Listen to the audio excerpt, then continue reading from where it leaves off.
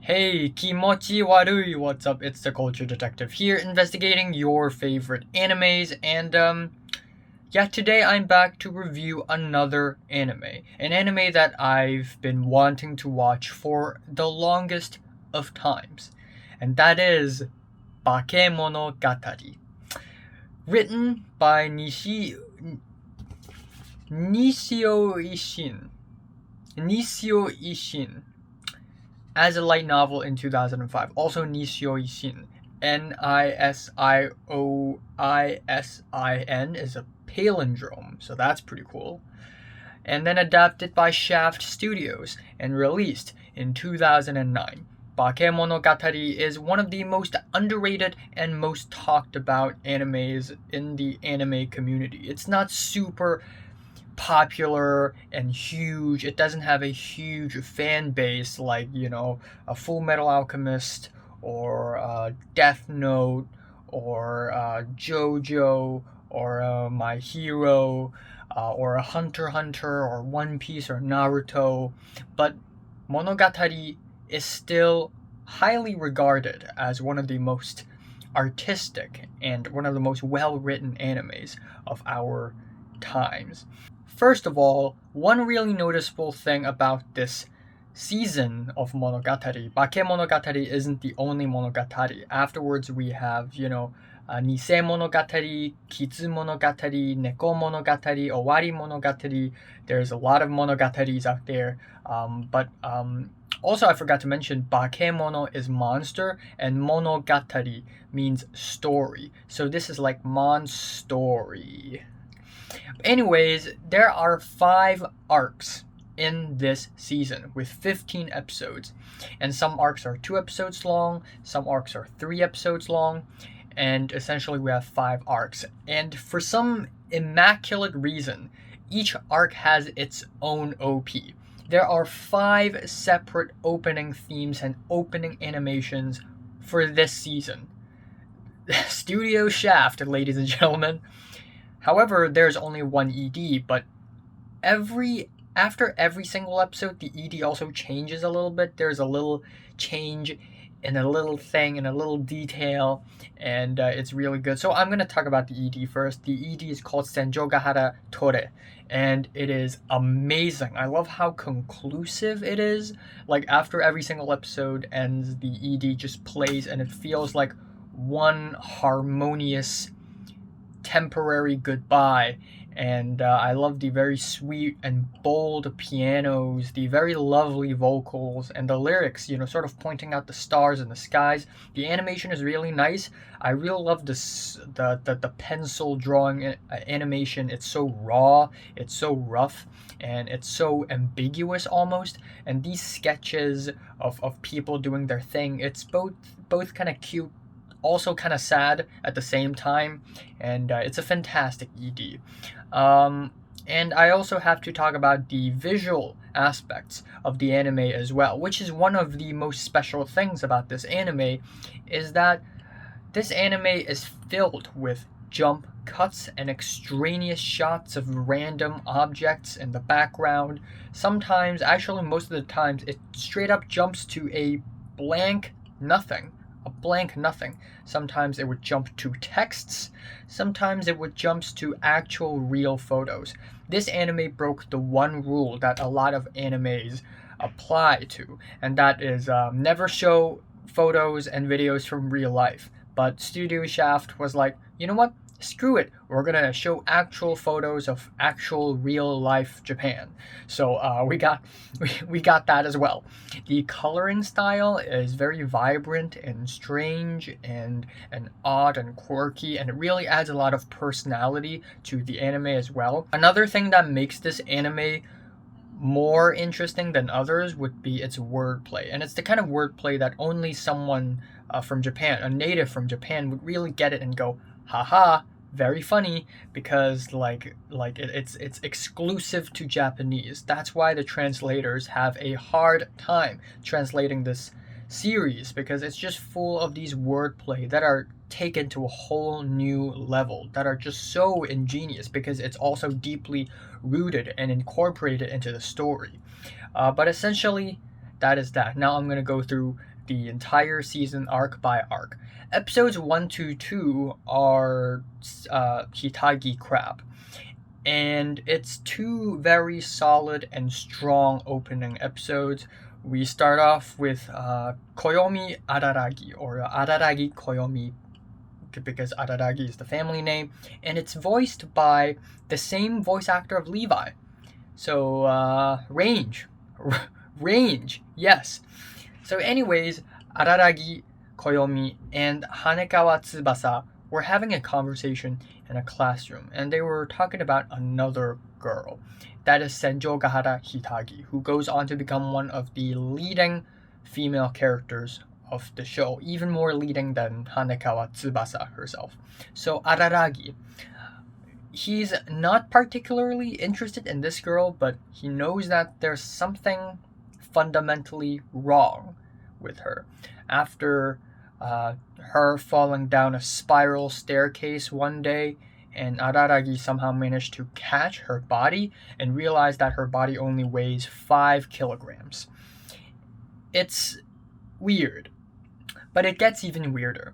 On the next scene, Araragi actually ran into Senjogahara Hitagi, and it's such a menacing and such a memorable introduction scene for Hitagi, because she doesn't just come out like, "Hi, my name is Hitagi, nice to meet you." No, she comes out of nowhere with a box cutter and a stapler and shoved it into Araragi's mouth. That is literally her first scene. And it's very memorable. But later in the season, these two characters sort of bond and start to help out on one another and start to actually develop feelings for one another. But essentially what happened to Senjogahara Hitagi is that she is light. She lost a lot of her weight because she chose to ignore her pain. So there are supernatural elements, but ultimately these supernatural elements are almost metaphorical for deeper ideas and concepts, because when Hitagi was young, her mom was in a cult because of her stress, and one day her mom brought another man into her house, and the man tried to R-word her, and she fought back, and because she fought back, her mom has to be punished. And there were some jump cuts of some pretty graphic shots. Just use your imagination, essentially. And at the end of the episode, Araragi brought Hitagi to Oshino Meme, who is like a delinquent, wearing a Hawaii shirt, dyed hair, unshaved facial hair, earrings with upside down crosses, and he's sort of a bit of a supernatural man who always figures out different ways to attack or to deal with these aberrations, which are essentially these supernatural phenomenons. And of course, something supernatural happened to Hitagi, and so Araragi brought Hitagi to Oshino Meme. And they performed this ritual thing and summoned this invisible crab demon, or crab god. And this god is responsible for taking Hitagi's weight.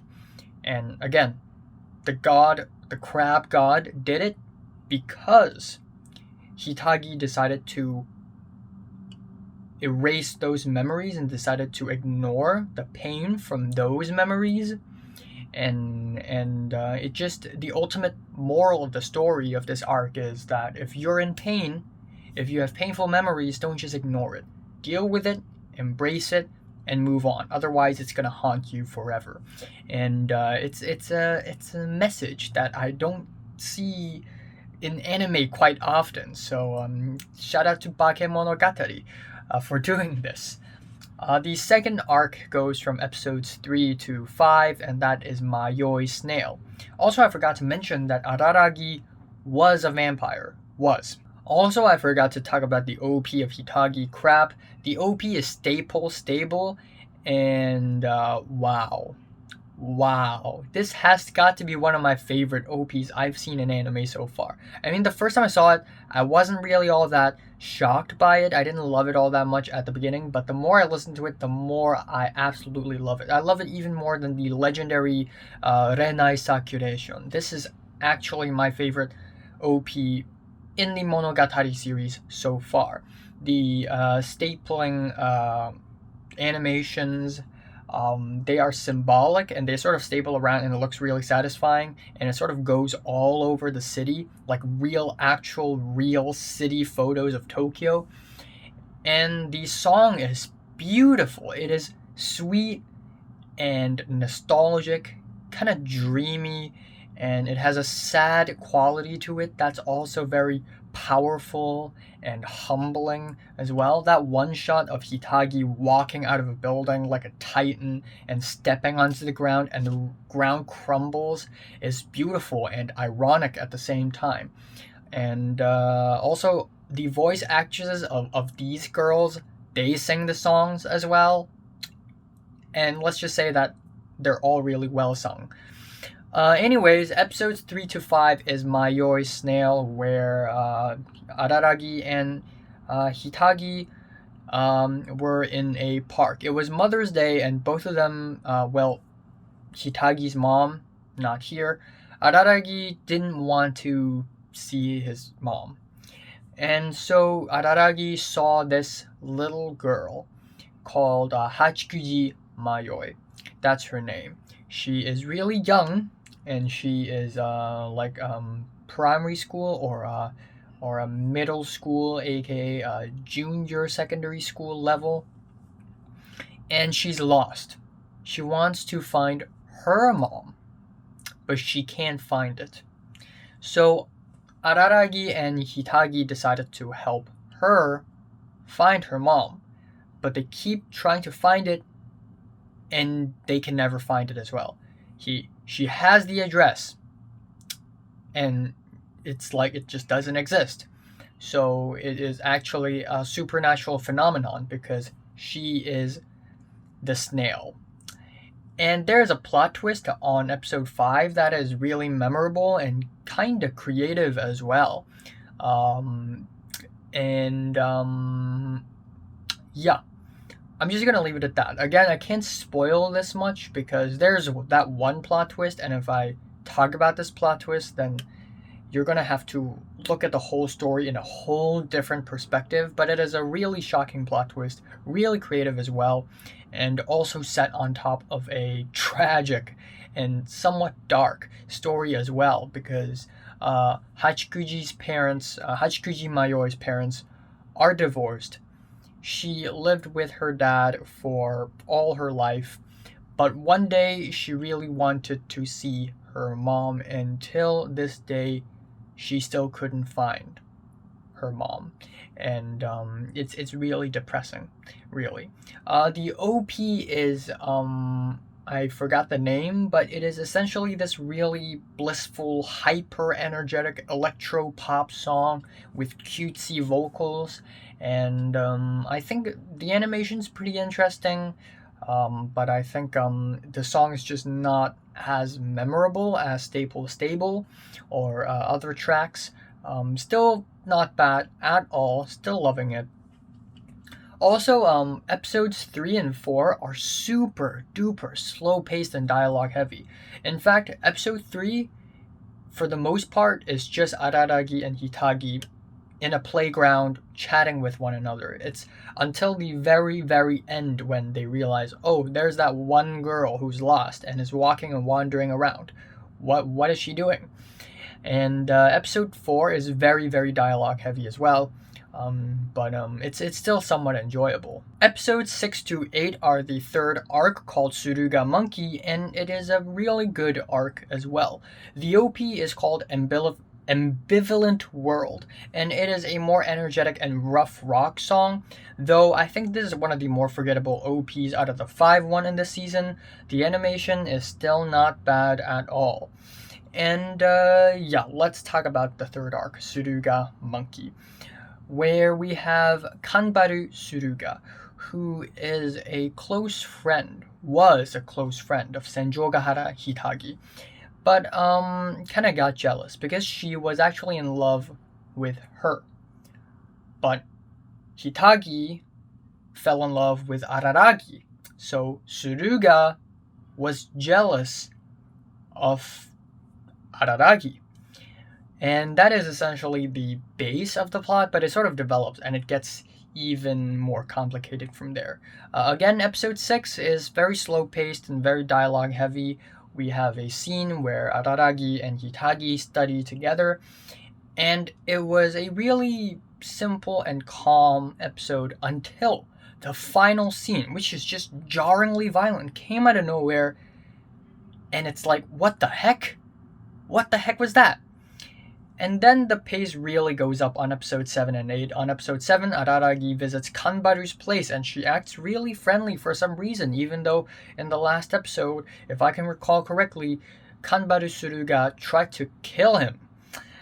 And it actually kind of adds onto the tension, which is really nice. The book cleaning scene is surprisingly lighthearted. And I don't know why, but books being tossed into the air in slow motion is such a Monogatari thing. The lesbian come out scene is hilarious and the timing is great. Then we have the backstory of Kanbaru, of how she had always been a very ambitious person and she doesn't want to be laughed at. So one day she found her mom gave her a monkey's paw and she wished to be fast. But of course, it gives something and it takes away something. And it's pretty interesting. Episode 8 is surprisingly violent and intense, where Kanbaru was presented a dilemma to either amputate her arm or kill Araragi. It just got real dark real fast. I also like the twist that it isn't even a monkey's paw that's attached to Suruga, it's something worse. The fight scene at the end is truly violent, but also very tastefully animated. Imagine guts being ripped out with beautiful, slick color palettes in the back. Welcome to Monogatari. It also ended both anticlimactically and dramatically in a memorable way. Over to episodes 9 to 10. Nadeko Snake, another short 2-episode arc featuring Sengoku Nadeko, a young little girl who's a friend of Araragi's little sister, voiced by the one and only Kana Hanazawa. A lot of people dislike this arc and say it's the most forgettable, and I kinda agree, but I still enjoy this arc quite a bit. The OP is of course the legendary, the one and only, the certified weeb classic Renai Sakuration, which is amazing. The song is amazing. It's really catchy, incredibly blissful. The little rap verses are cute and the horns are a great touch. The animation is really nice as well. Essentially, we have Araragi and Kanbaru Suruga walking up the mountains and hanging out. Kind of crazy considering that, again, on the last episode, if I can recall correctly, Kanbaru Suruga tried to kill Araragi again. Now they're actually acting really friendly, and I actually kind of like it because essentially Suruga was kinda in a trance when she tried to kill Araragi, but I will not elaborate further because it's spoilers territory. Anyways, they walked up to an altar of sorts, and it's actually kind of creepy and eerie. Then they found some dismembered snakes, chopped up and laid all around the place. Kind of scary. And then enter Sengoku Nadeko. And her character build-up is probably one of my favorite of the entire series so far, because we don't see her often. The first scene is her running down the mountains away from the altars. It's a really jarring and strange and surprising random moment. The second scene she shows up, she's sneaking around in a library looking at books relating to witchery and occultism. And again, she had not spoken yet at that point. We know nothing about her yet, and it's incredibly interesting. Like, I was really curious what's going on. What's with the dismembered snakes? Why is she looking at books about witchery? Also, apparently Kanbaru having a headache and Hanekawa having a headache is completely unrelated to Sengoku's predicament, so there's that. It's really just a coincidence. You'll see why in the next arc. But essentially, we have Sengoku Nadeko being wrapped around by an invisible snake, squeezing her and hurting her. Episode 10 is basically the final episode of the arc, duh. And we have the ritual scene, and of course it goes wrong and it becomes quite gruesome and scary and very entertaining as well. Again, I know why people think this arc is forgettable. In every arc, the supernatural element is usually tied with a very personal and deep idea or concept, but this one is just, oh no, I rejected someone and another person is jealous of me and they hate me now. But still, these two episodes are entertaining and has great visuals, and I can't deny that. Then we have the final arc of the season, episodes 11 to 15, Tsubasa Cat. For the entire series up till now, Hanekawa Tsubasa has been appearing in different scenes abruptly left and right, but remained obscure and mysterious. And finally, we have a 5-episode long arc dedicated to her. Hell yeah. Let's start with the OP. Yes, it's another passionate rock song, but I didn't expect it to be this dramatic. Also, the OP for episodes 11 and 13 are the photographic versions, which is actually amazing because it isn't even animation. The OP is literally filled with photos in stop motion of a literal real Japanese girl cosplaying as Hanekawa Tsubasa. It's absolutely rule breaking. The country names and the train stop names going all across a real female body during the OP is also beautiful and bold, and it also shows an oppai, and but it adds on to the sadness, really, because it shows like she's got some problem of her own in the bare bones under the skin, and yeah, it's beautiful, it's bold, and I like it.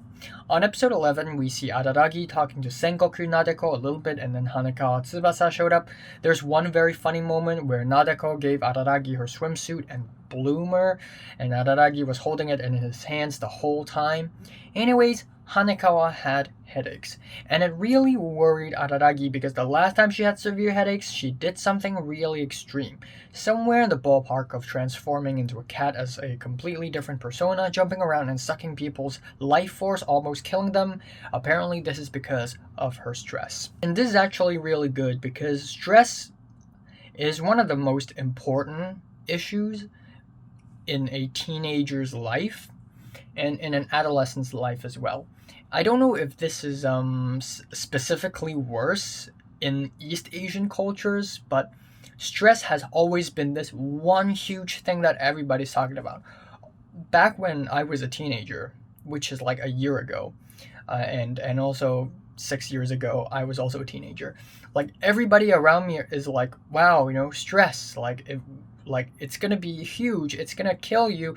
All my parents and my classmates' parents and my friends' parents were all like, wow, stress is getting crazy. We even have specific classes at school just for dealing with stress, because stress is such a huge issue here and of course in the rest of the world as well. A lot of people do extreme things and stupid things under great stress, along the lines of, and I also know a lot of people around me who had succumbed to stress and had done some harmful things because of it.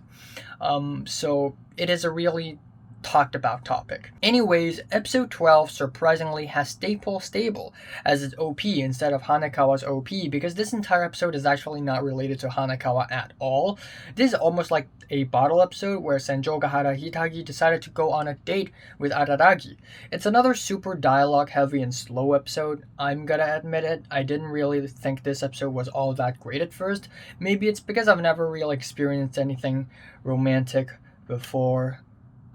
But that being said, thinking back, this episode is quite beautiful. The interactions between Araragi and Hitagi in the car were so awkward and uncomfortable and kind of funny as well. It's awkward because Hitagi's dad drove Hitagi and Araragi to their first date, which is not ideal at all. We even have these shots of the highway roads, and there were words written on the highway road like extreme regret and different bodies same minds, which reflects Araragi's state of mind at that point, and I think it's hilarious and a great touch. The man-to-man talk between Araragi and Hitagi's dad is actually a really powerful and memorable scene in my opinion. The anime could have done some bullshit like, oh, the dad is actually really chill and funny, but no, the anime actually handled it way more mature and groundedly. The episode also ended beautifully with Hitagi looking and naming the stars in the sky in the middle of a forest at night. It's creepy, it's romantic, it's kind of sad as well. Hitagi said that all she has was Araragi, a clumsy dad, a cool friend that is Suruga, and the night sky, and now she's giving the night sky to Araragi as well. And this is easily my favorite line of the entire season. It shows another side of Hitagi. Episodes 13 to 15 wrap up the Tsubasa Cat arc. Episode 13 shows Hanakawa Tsubasa being in distress, so Araragi brought her to Oshino Meme again, and Oshino Meme decided to force the cat to come out so that they can directly confront it. Also, we have that iconic fourth wall break scene in the episode. Things really get more and more challenging with episodes 14 and 15 when Shinobu, the little vampire girl who is up till now still an unknown character, has disappeared. Araragi tried to look for her, and Tsubasa the cat actually followed him to find her. There's a lot of interesting banter as well as funny moments. Episode 15 is certainly climactic and it has the most interesting turn of events of the entire season. And I know that this arc is still unresolved, but that's kind of why there's going to be more story related to Hanakawa Tsubasa in the future. I also like how almost every single character is constantly recalled and involved. It really feels like something conclusive is happening. The ending wraps up things really nicely and wholesomely. Oshino Meme has left, and I hope this marks a new chapter in the Monogatari series. Overall, Bakemonogatari is an anime that's probably the least accessible I've ever watched, and it won't be everybody's cup of tea. It's very wordy, weird, it doesn't explore all sides of a matter and progress forward like other stories usually do. It's very indulging and requires a lot of focus. To be honest, maybe I would have liked it better if the story has more tension and conflict to it. I also think that the whole arc by arc thing made the story not progress as smoothly as I would have liked it to. Like, usually great stories expand upon its problems and branch out, but really in this story we jump from one girl to another. However, I can't say this style has made the story bad at all. Also, again, the visual aspects, the visual elements of this Bakemonogatari is truly one of the strongest and most compelling things about it. The jump cuts, the extraneous shots, also the very strange, odd color style is still making this anime very charismatic and full of personality. Also, what I found out is that there are a certain limited number of characters in Bakemonogatari. Let's count it. Araragi Koyomi, Hanakawa Tsubasa, Senjokara Hitagi, Hachikuji Mayoi, Kanbaru Suruga, Sengoku Nadeko, Araragi's two sisters, Oshino Meme, and Shinobu Meme, or Shinobu Oshino. 10 characters. 10. And if you have seen the anime, think. Have you ever seen a background character? Have you ever seen a person that is not these 10 characters? No. I realized this yesterday after I watched this thing. I realized that there are no background characters. There are no background extras in this anime. And it almost kind of creates a dreamy quality to this anime. And also there are lots of scenes and shots where Araragi would be walking and there would be nothing behind him. It's just a grand nothing, really. Like, he would be walking on the mountains and there would be nothing on it. He would be walking at night on the streets and it's completely empty. And it sort of gives a very dreamy and almost nostalgic quality to this anime, which I really love. It's almost like a reconstruction of memories. The characters is also surprisingly well written. Some of the most well written characters I've ever seen in anime so far. I really don't know who's my favorite character, really. I mean, a lot of them are really great. I really like Hanekawa Tsubasa. I also really like Hitagi. I'm really interested in Shinobu, but I really don't know her yet. And yeah, they're layered, they're deep, and they're extremely well written. I also really love how Nishi Oishin manages to balance between the funny romantic comedy teenage drama thing, the more supernatural elements of the story, and actual deep personal ideas and concept in the story. Again, it's really dialogue heavy, but once you invest in these characters, these dialogues actually has a lot to chew on and a lot to digest. And if you truly enjoy these characters, you would have no problem seeing them talk about the blandest and the simplest of things, simply because their characters, their personality is just so outstanding. And finally, I would like to say that this is an art anime. And I'm not saying that this anime is comparable to like art films out there, of course, but this anime to other mainstream animes is like an art film to mainstream movies. This one is more indulging. This one is more quirky, and it's not going to be everybody's cup of tea. And I'm just going to leave it at that.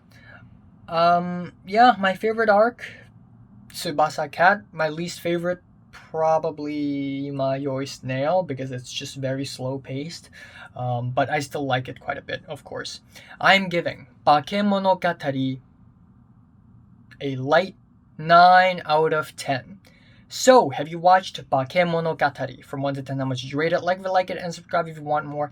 And thanks for watching. I forgot to mention one thing. A lot of people translate Mayoi Snail as Mayoi Cow or the Lost Cow, but in Cantonese, and I think in Chinese in general, snail is wo ngou, and ngou means cow. So the word cow is literally inside snail. There's another similar animal pun thing in Tsubasa Cat when Oshino Meme called himself a night owl, and he said that a cat is also like a night owl because an owl is Mao Tao Ying, and Mao also means cat. So cat is literally inside owl. But yeah, these are the only two puns that I understand because they're not related to like yeah. So yeah, thanks for watching. Next anime, ID Invaded.